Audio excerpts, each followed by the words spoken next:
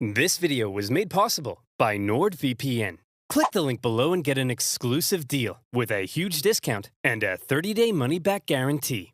Introducing our new, glorious, breathtaking bucket plushie.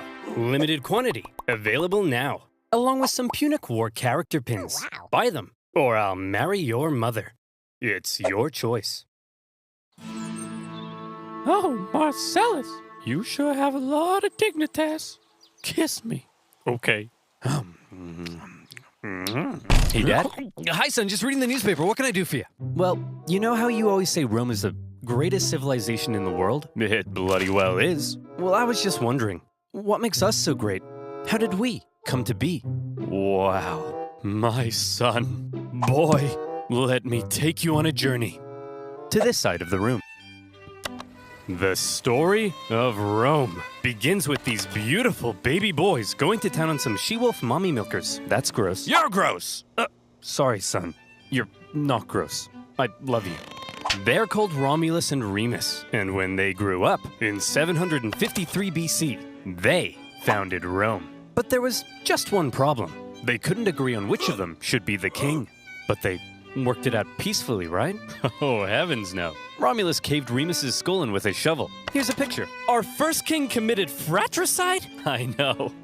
Look at his face. When's the part where we become the greatest civilization, Dad? Well, you see, at first Rome was full of men. I'm talking like a real sausage party. You know what I mean? Yes, sir. So we invited some neighboring cities over for a big feast. And then we literally kidnapped all of their women. Here's a picture. Look at that one. She's like, this is messed up. You're messed up! Ugh. Sorry. I'll be a better father. I promise. So then, finally, after centuries of monarchy, those tyrannical kings started getting a little too big for their britches. So we overthrew the kings and established Rome as a republic. Is that when all the killing stopped? Oh, heavens no. That's when the killing surged, baby. We went wild and conquered the Latin League, the Samnites, the Etruscans. Woo! What a rush! Dad, Rome seems pretty barbaric. You're barbaric! Oh, I forgot to tell you about the time a prophet told Saturn his son would one day overthrow him. So Saturn literally ate his own son seconds after he was born. I don't want to see a picture. Here's a picture. Dad! Look at that!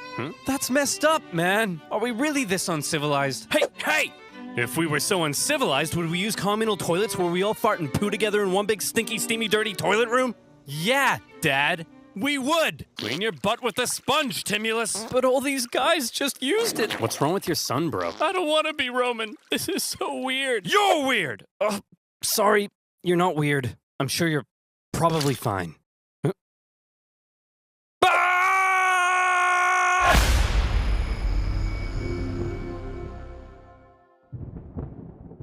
The Roman Republic, a nation that, since its foundation, had been stabbing necks all the way down the Italian peninsula. But this isn't the famous Roman Empire that ruled the known world. Not yet anyway. This is a relatively juvenile Rome, still just a regional power. In 264 BC, the big daddy of the Western Mediterranean was Carthage. Let's rewind a bit. Carthage was founded in 814 BC, when some Phoenicians in Tyre had a mega surplus of goods and decided to export those goods across the Mediterranean. They became the dominant trading power in the region, and to support their growing trade network, the Phoenicians established a number of colonies, one of which was Carthage.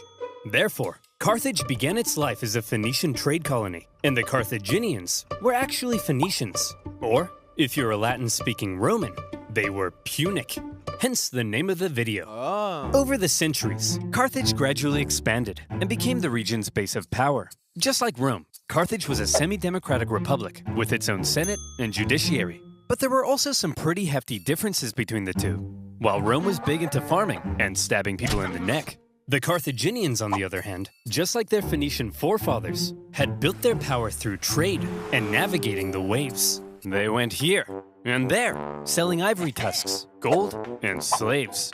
And as a result, they were rolling in it. Whenever they weren't busy swimming around in their copious hoards of money, in their spare time, they also possibly enjoyed sacrificing their children to Baal, the god of... Let me just check my notes. Yes. Plant fertility. Oh boy, these figs aren't looking too hot.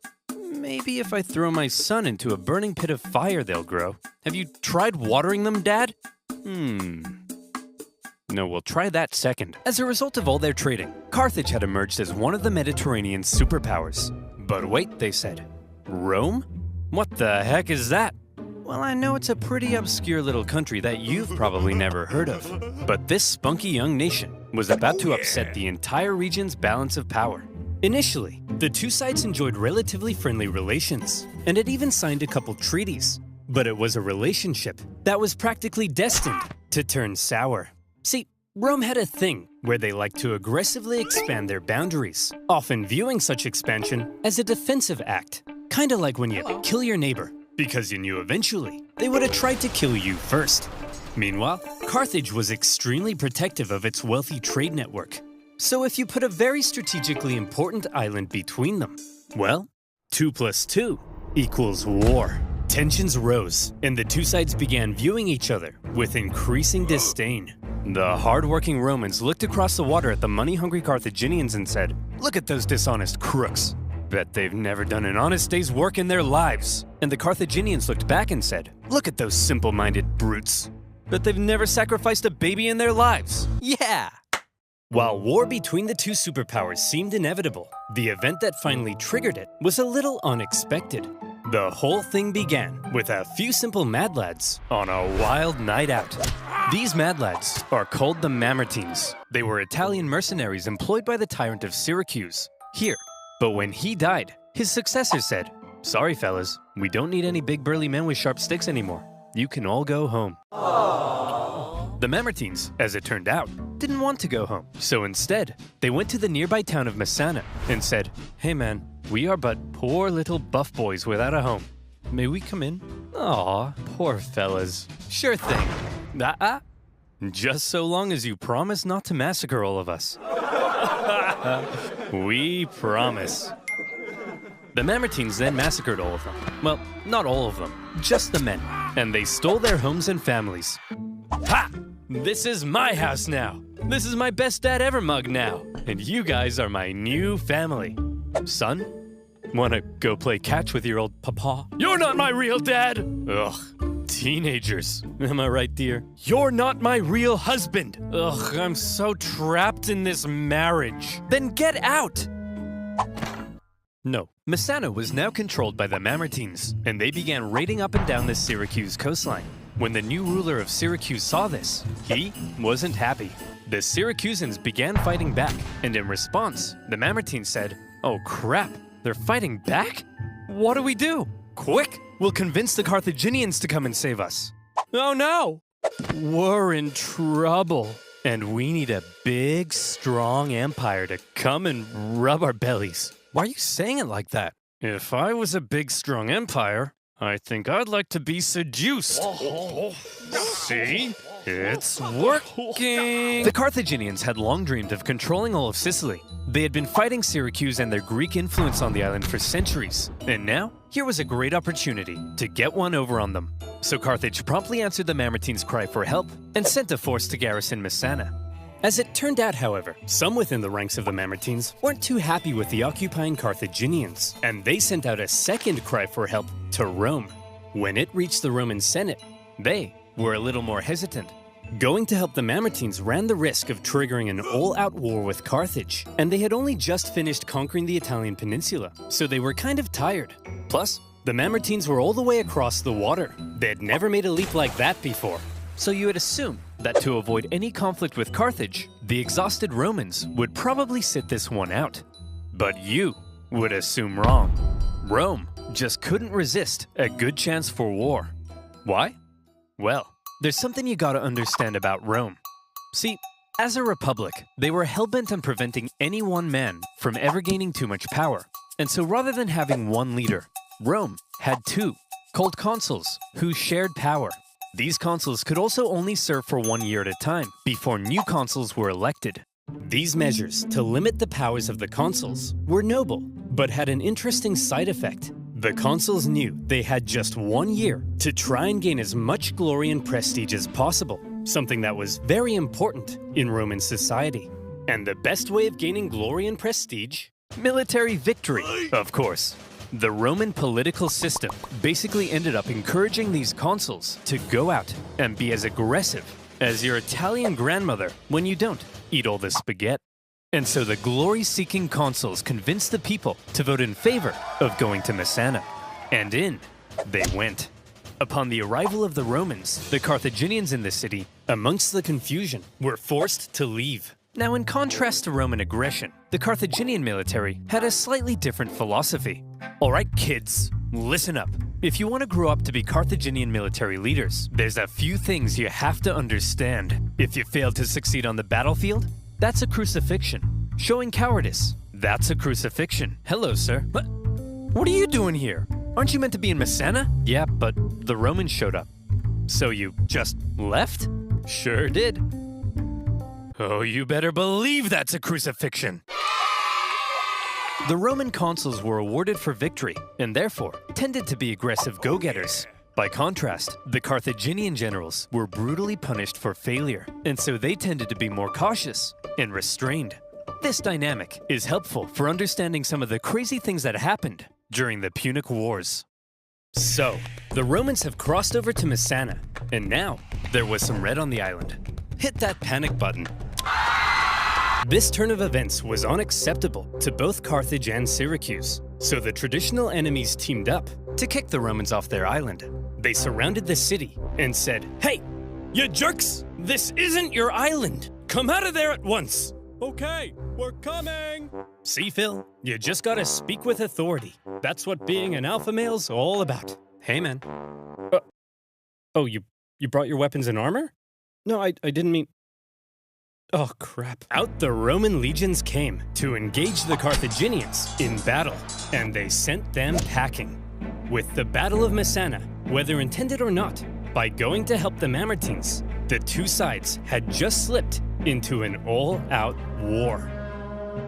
With the initial Roman victory, towns across Sicily, including Syracuse, began switching allegiance, because being a winner is more fun.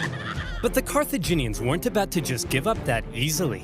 In 262 BC, they began building up their forces at Agrigentum. So the Romans, being aggressive go-getters, aggressively go-got them. The Romans immediately laid siege, hoping to starve out the Carthaginian garrison. However, because this was the first time Rome had been fighting outside the Italian peninsula, across the water, they struggled to supply their forces, and before long, the Romans were as starving as the Carthaginians they were besieging. They had to forage for food, leaving them open to ambush. And when Carthaginian reinforcements arrived, creating a double siege, things got really bad. Everybody starved each other for months until nobody could take it anymore, and they all finally came out for battle, which Rome won. Here's the report from the recent siege at Agrigentum, sir. We killed 30,000 while only suffering 7,000 losses? That's amazing! We're the best! Yes, sir. Whoops, those are the wrong way around. What? We lost 30,000? We're the worst! But we won, right? Yes, sir. But we also got our asses kicked. Yes, sir. So are we the best or the worst? Yes, sir. The Romans won at Agrigentum because they were aggressive go-getters, and they now began eyeing up the possibility of conquering the entire island. But they also suffered very heavy losses, and it was clear they couldn't sustain a campaign if they couldn't supply their troops. Here's the issue. Sicily was an island. Islands are surrounded by water. A strong navy would be vital for supplying troops and winning the war. Here was Carthage's navy, and here was Rome's. I think you can see the problem. Historians debate just how much naval experience Rome had at this point. Presumably, they must have had something to defend their shoreline. But whatever it was, it would have paled in comparison to the Carthaginian juggernaut. And so Rome had to figure out exactly what to do about all this water. Come on, men. We're not gonna let some pansy candy-ass water get in the way of our glorious victory against Carthage. Charge! Tell my kids I love them. We're gonna need a bigger boat. What's a boat? I don't know. If the Romans wanted to win this war and obtain Sicily, there was only one thing for them to do. I guess we're just gonna have to go ahead and build ourselves a war fleet, aren't we? From scratch? From scratch. But we don't even know how. Never mind how to fight with one. Don't worry, Hank. We're up to the challenge. Come on, guys. We're Romans. And Romans aren't afraid of anything. And so, the Romans worked long and hard trying to figure out how on earth you actually build the latest style of warship. In the end, they had a bit of luck on their side. A Carthaginian quinquereme ended up accidentally grounding on Italian soil. The Romans found it and copied the design.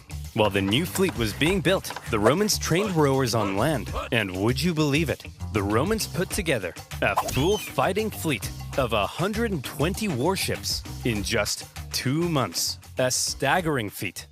Now, I know what you're thinking, but oversimplified. If the Romans can build a war fleet from scratch in 2 months, then why does it take you half a year to make a video? Well, my valued subscriber, I think you should shut up. What the heck? How on earth did the Romans learn how to build a war fleet? This shouldn't be happening. From what I hear, they copied the design from us, sir. Well, how on earth did they get the blueprint, Carl? I don't know, sir. But I'll tell you what. If you're worried about people stealing your data, no, and you want to protect yourself from outside threats, don't you dare. Then you, my friend, if you mention NordVPN, I'll scream. Should use NordVPN. Do you like corporations knowing everything about you and then selling your data to advertisers who convince you to buy things you don't need in an endless cycle over and over until you die? Me neither. And that's why I use NordVPN. NordVPN allows you to connect to super fast secure servers all around the world, encrypting your IP address to protect your online data from undesirable eyes. That means you can look at all the squatty potties you want, and no one will know. With NordVPN, you can search for better online deals in other territories and unlock content not available in your country. NordVPN now comes with a threat protection function and much more. And if you don't like it, it comes with a 30-day money-back guarantee. Go to nordvpn.com/oversimplified to get an exclusive deal with a huge discount. That's nordvpn.com/oversimplified. And as always, you'll be supporting my channel. So thank you. Now where were we? Oh yeah, the siege at Agrigentum, supply issues, and building a war fleet. So now the Romans have a navy, and it's time to put it to the test. But how does one wage ancient naval warfare? Easy. All of the ships had giant bronze rams on the front, so all you had to do was outmaneuver the enemy and give him the jimmies. Easy as pie. And so the aggressive Romans set out for some good old-fashioned jimmy giving. The consul, Gnaeus Cornelius Scipio, set out for the town of Lipara, believing the garrison there wanted to join the Romans. As he entered the harbor, however, he found himself trapped by a Carthaginian fleet, and in the following skirmish, he was completely outmatched. The Romans may have had a brand new fleet, but when it came to engaging in actual combat, their inexperience showed. There was just something better about the Carthaginian ships. The Carthaginian rowers had nicer abs. The entire Carthaginian Empire had been built on expert seamanship. So, when it came to water, the Carthaginians were better, and the Romans were wetter.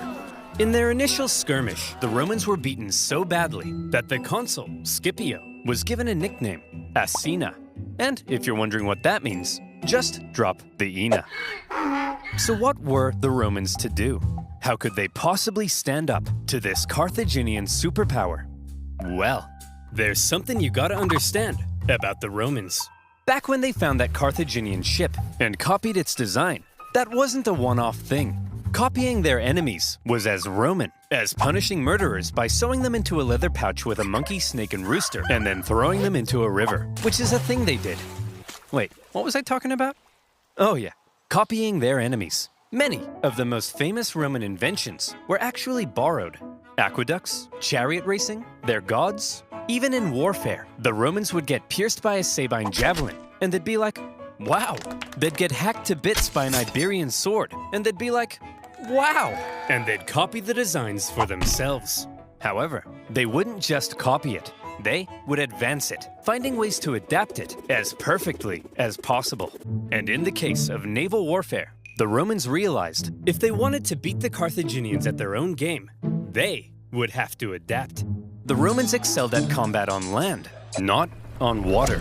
But what if, they said, we could somehow turn a sea battle into a land battle? Sounds crazy, right? Well, they made a couple of tweaks to their warship, and look, here they come again. They must love getting their asses kicked. Sir? What's that toll thing sticking out of their ships? They really are idiots. Look at that thing. That'll make them blow over. I mean, look at... Bob! Bob! Get your camera out. Take a picture of it. I mean, how stupid can you be? Let's just add a big wooden tower to our ship that'll weigh us down and blow us over in the wind. I mean, what does that thing even do? The Romans had built a big swinging spiked gangway called the Corvus. So when the Carthaginian ships approached to ram them, the Romans would just slam them. The Carthaginians tried going around. No problem. The Corvus could swivel. Try going behind. The Romans would huddle to the coastline. It was foolproof. Those big, sexy Carthaginian rowing muscles could flex all they want, but they were no match for the Roman mind. So ladies, you see, what really matters is what's on the inside. Please go out with me. And with that, the Romans, who had only just recently began dabbling in the art of naval combat, thanks to their ingenious Corvus, had just managed to outclass the Mediterranean seafaring superpower. The Carthaginians were stunned, and the general in charge of the defeated Carthaginian fleet, well, you better believe that's a crucifixion. With their newfound control of the seas, the Romans could now more easily blockade coastal cities and supply their legions on land. Surely, the Romans were now free to unleash their aggression all over the island. Haha! Hey Carthaginians, what are you gonna do now that we're free to rampage across the island? We're gonna go inside these walls and close this gate. Oh, come on guys, stop messing around. Come out so we can kill you. No. Oh, come on. No. Oh, no. To counter the new Roman supremacy, the Carthaginians decided to engage in a defensive war of attrition, forcing the Romans to engage in siege after lengthy siege. The war in Sicily became a long, hard, back-and-forth slug. One by one, cities slowly fell as the Romans gained ground. Occasionally, the Carthaginians countered and even pushed them back, only for the Romans to rebound again. And whenever a city did finally fall, the Romans could delight in slaughtering the entire population and selling any survivors into slavery, which was pretty standard procedure at the time. In general, the campaign on land was progressing much slower than the Romans had hoped, and quite frankly, they were getting sick of it. So in 256 BC, they decided that something had to change. Hey everyone, my name's Marcus Attilius Regulus, and I'll be one of your consuls for this year. Look, as I'm sure you all know, Sicily's being a bit of a drag. Sure, I could go and spend my entire year as consul besieging one single city, but they'll never make a naked statue of me for that. So here's the new plan. I'm gonna skip Sicily entirely, take my army, and go right for the heart of Carthage itself. I'll slaughter the men, enslave all the women and children, and when I return, you'll all build 1,000 naked statues of me. Marcus, that women and children stuff, that seems pretty evil and barbaric. No, Jim, it's perfectly normal in the ancient world. Sometimes we even chop their pets in half. Okay, guys, looks like the Romans are coming straight for us this time. And what will they do when they get here? They'll kill us all. They'll massacre each and every last one of us. They may even chop our pets in half. That's barbaric! No, Rob, it's actually pretty normal for the time. We'd do the same to them. Who'll protect us? Funny you should ask, Mary. That's kind of why I called this meeting. Who will protect us? Protect our families, our homes, our children. You guys? Ha! Don't make me laugh. Why, you're just a bunch of stupid and weak farmers. Simple-minded buffoons. Cowards. Fools. Rob here thinks enslaving women and children is barbaric. You're a snowflake, Rob. Yes, you are. The fact is, if the Romans manage to land on African soil, we're all gonna die. A terrifying, hideous, unspeakably painful death. Is that the end of that speech? Yes. The Carthaginians had to stop the Romans from ever landing in Africa because they believed that would be the end. So as the Romans were building an invasion fleet, the size of which the world had never seen before, the Carthaginians were preparing an even bigger one to stop them. And in 256 BC, as the Roman invasion fleet made its way south, the stage was set for a humongous battle that saw 680 warships, around 300,000 men, fighting to decide the course of the war. To this day, the Battle of Cape Ignomus remains possibly the largest naval battle in human history, all the way back in ancient times. So the next time your granddad tells you about the time he sank a Japanese aircraft carrier, kick him in the nuts. The Romans had a lot riding on this battle. They weren't just sending their warships, but transports as well, full of supplies and horses for their invasion of Africa. They therefore formed a protective wedge-like formation to punch through the long, thin Carthaginian line. The Carthaginian generals, however, desperate to prevent the Romans from reaching Africa, had a plan of their own. As the Roman fleet approached, the Carthaginian center feigned a retreat, luring the Romans in so their outstretched flanks could envelop them and get around the Roman corvus. A clever plan. But with such a huge battle and so many ships crowded together, the Carthaginians struggled to maneuver as hoped. And in the chaos, 3 separate battles emerged across the huge battle space. With the number of ships limiting their ability to maneuver, the Carthaginians became sitting ducks, and all the Romans had to do was start swinging. The Roman center came out on top, and were then able to turn around and rescue their pinned down flanks. The Battle of Cape Ignomus was a Roman victory.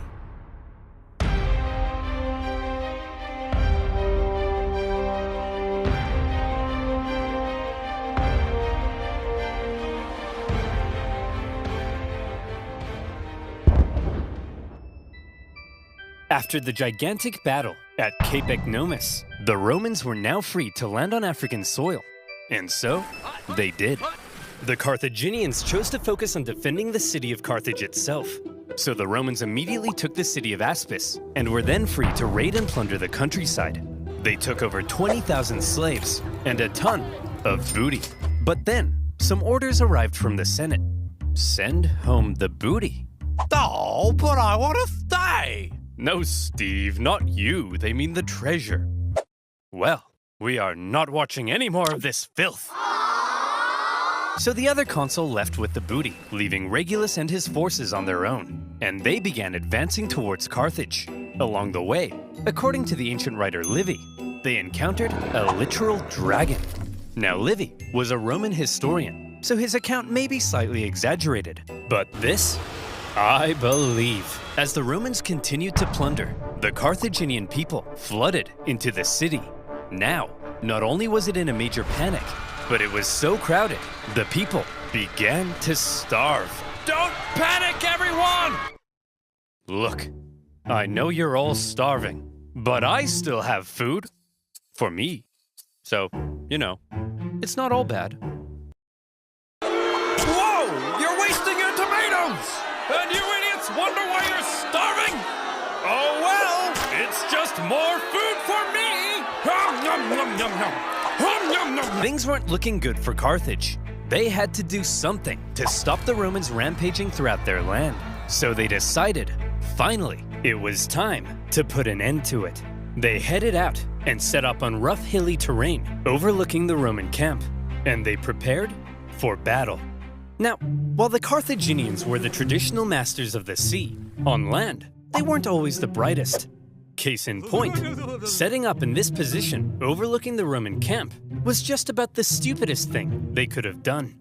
Why? Well, there's something you gotta understand about Carthage. The Carthaginian land forces actually suffered from a multitude of different issues.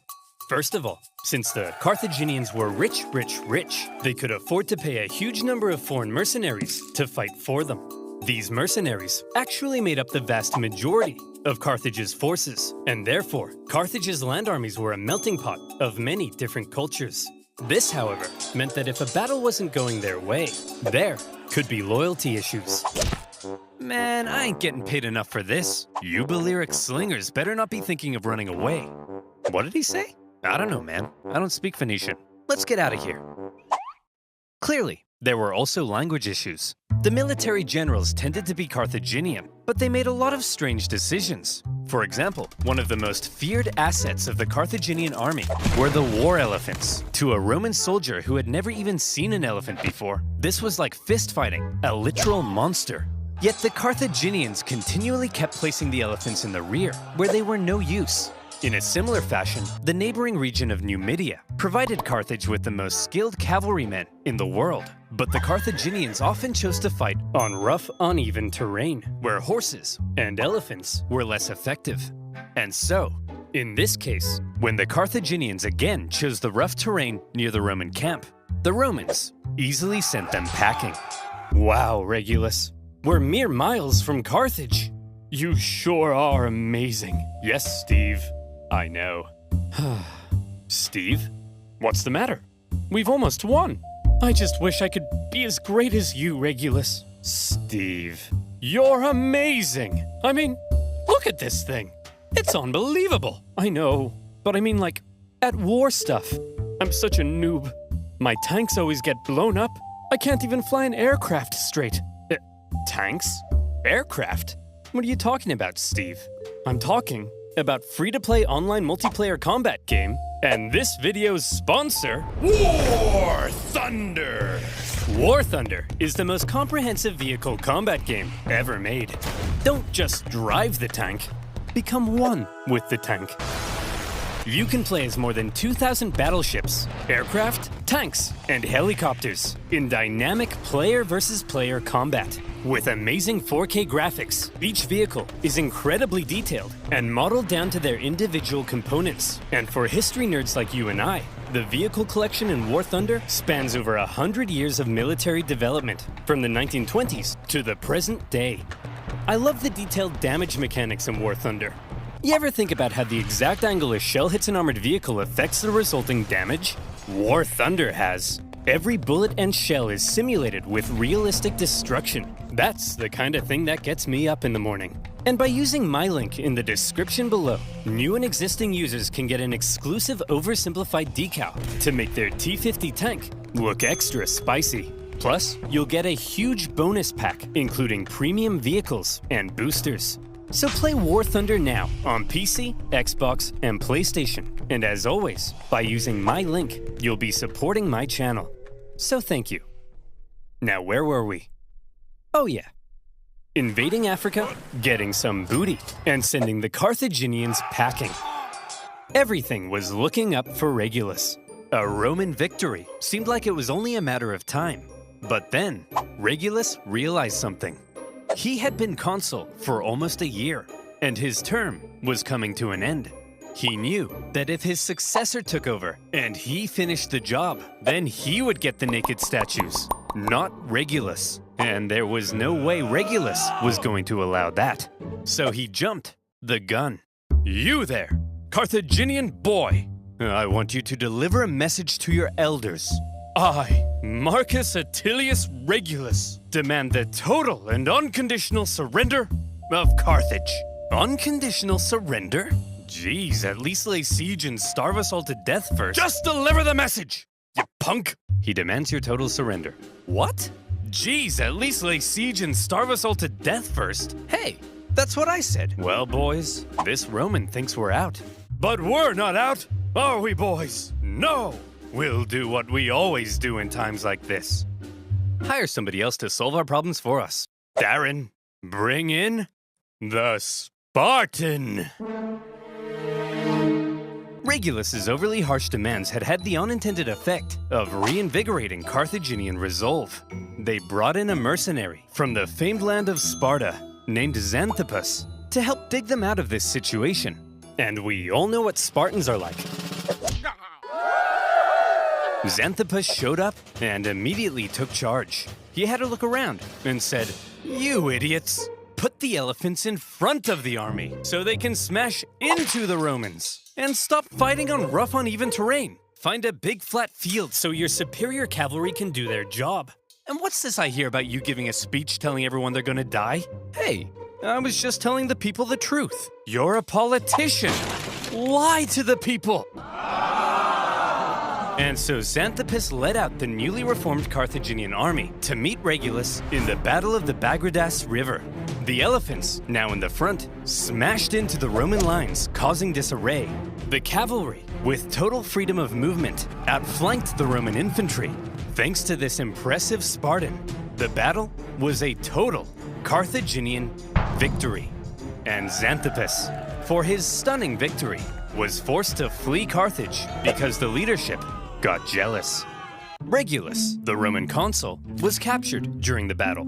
Legend has it, he was brought before the Carthaginian council, and they made a proposition. Well, Reggie, not looking so good anymore, is it? Looks like we beat you pretty bad, huh? Up yours, ya Punic pansies! Now, Regulus, nobody likes a sore loser, do they? No. How about this? We're gonna send you back to Rome, and you convince the Roman Senate to surrender to us. If you fail, though, you gotta come back so we can torture you to death, okay? Okay. You promise? I promise. Hey guys. Whoa, Regulus! We thought you got captured. I did, but they sent me back to convince you to surrender. Well, should we? Surrender? No! Never surrender! Give 'em hell, boys. They're at the end of their rope.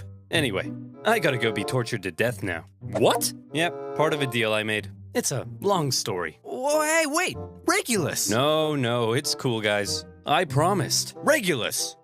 This is ancient times. We massacre entire populations. We chop pets in half. You can break a promise. No, Tim! You never break a promise. That's too far. And so, Regulus went back to Carthage and was tortured to death.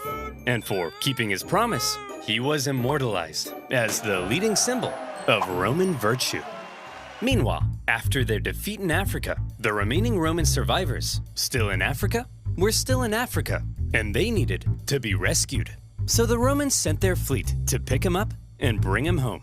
They successfully fended off a Carthaginian fleet, grabbed the survivors, and made their way to Sicily. A great success. But then, things took a turn for the worse. Sir? That cloud looks kind of angry. Fear not, coward. If we Romans can build a war fleet from scratch and defeat the Carthaginian Empire at their own game, why then even Mother Nature herself will crumble before us. I laugh in the face of Mother Nature. Ha ha! See? Come on, guys. Laugh at Mother Nature with me. Ha ha!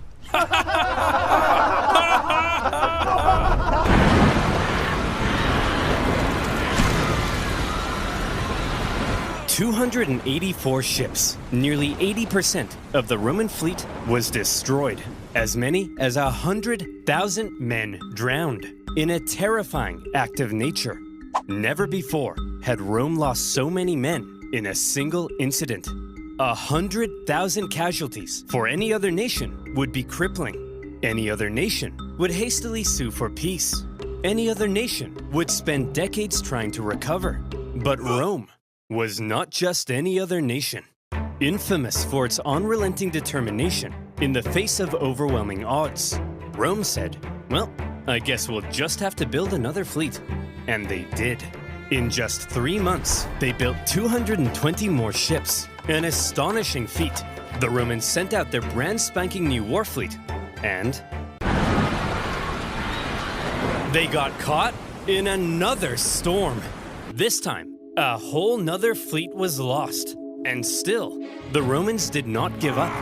The Carthaginians couldn't believe it. Their enemy had just lost hundreds of thousands of men, had 2 fleets almost entirely destroyed, and they still wouldn't surrender.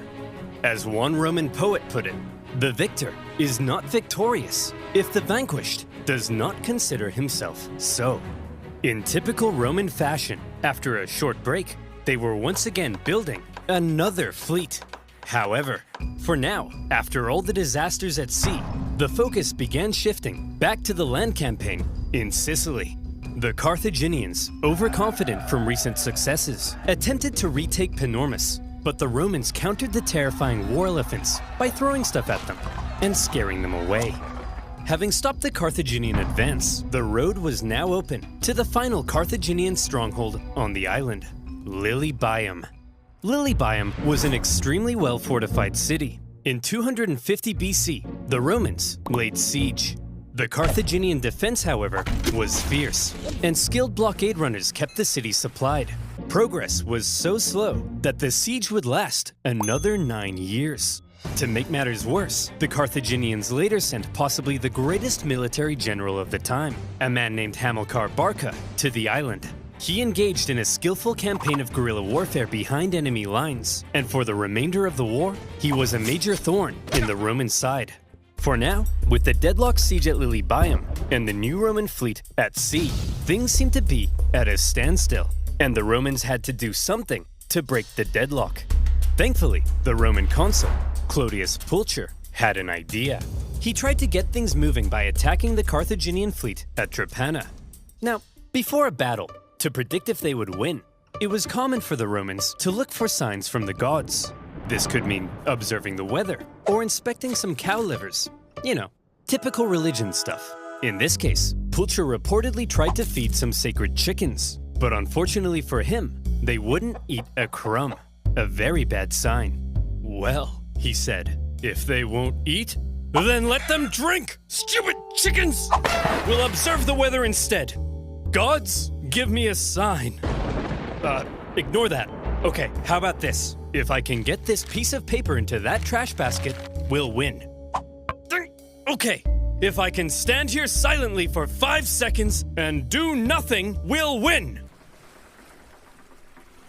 Damn it! Pulcher chose to ignore the signs from the gods, and in the following battle, the superior Carthaginians tore them to shreds.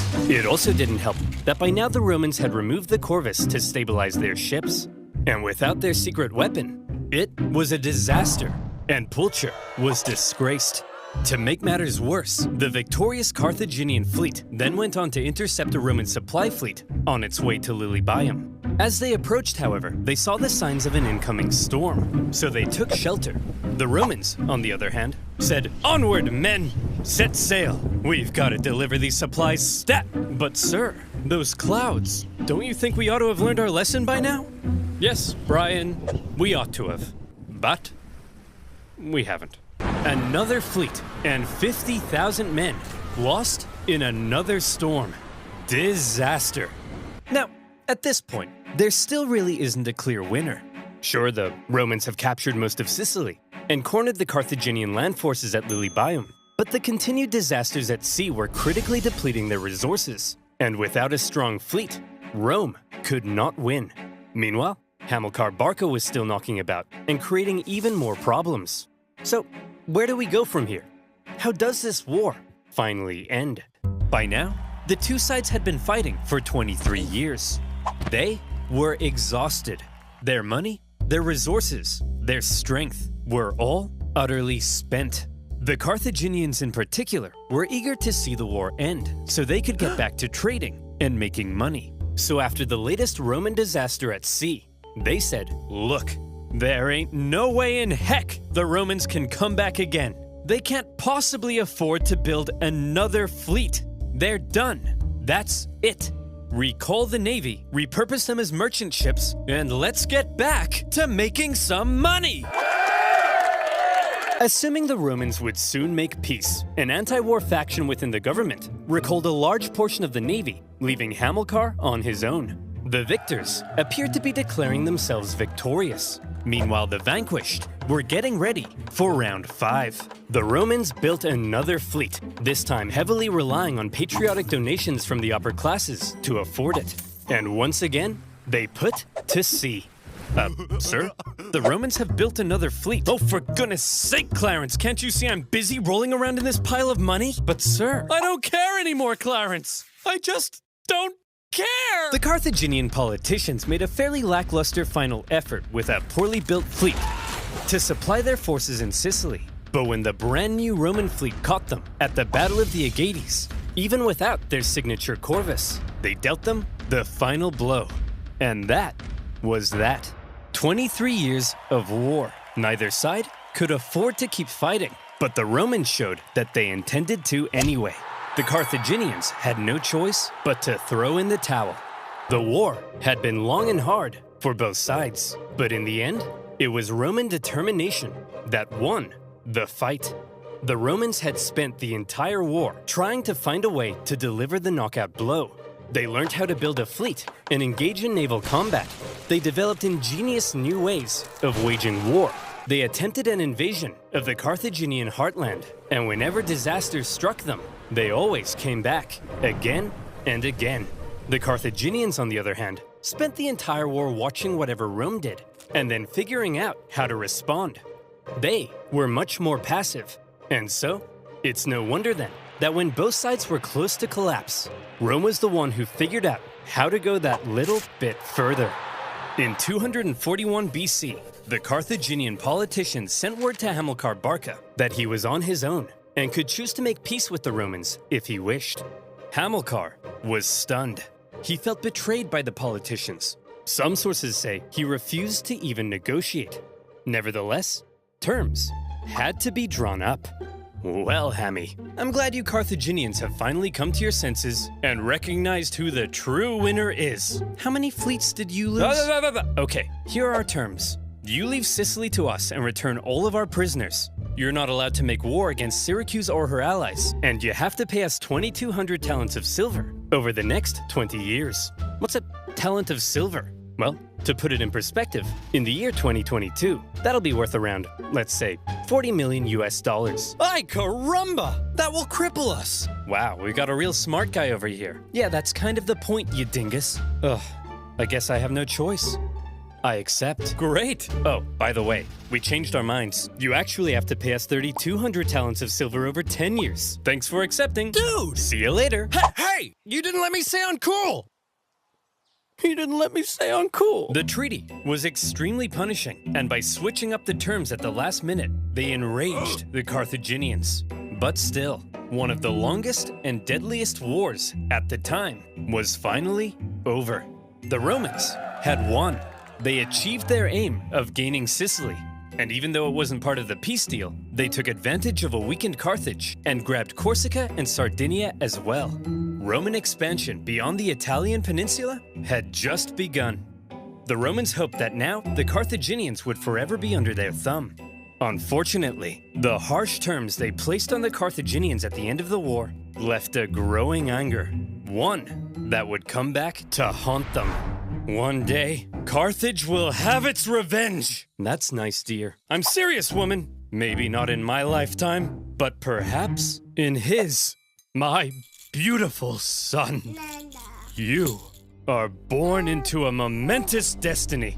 You shall be Rome's greatest enemy. You'll tear Rome limb from limb. You'll burn their pathetic city into the ground. You'll slaughter their people, men, women, and children. My child, you are vengeance. Stop telling our baby he's vengeance. But he is, Barbara. He's vengeance.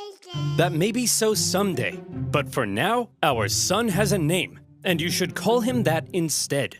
His name is...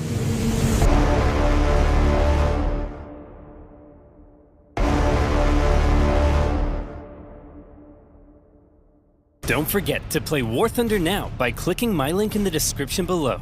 Get a huge bonus pack including premium vehicles, boosters, and more. New and existing users will also get the very sexy oversimplified decal, so you can destroy your enemies in style.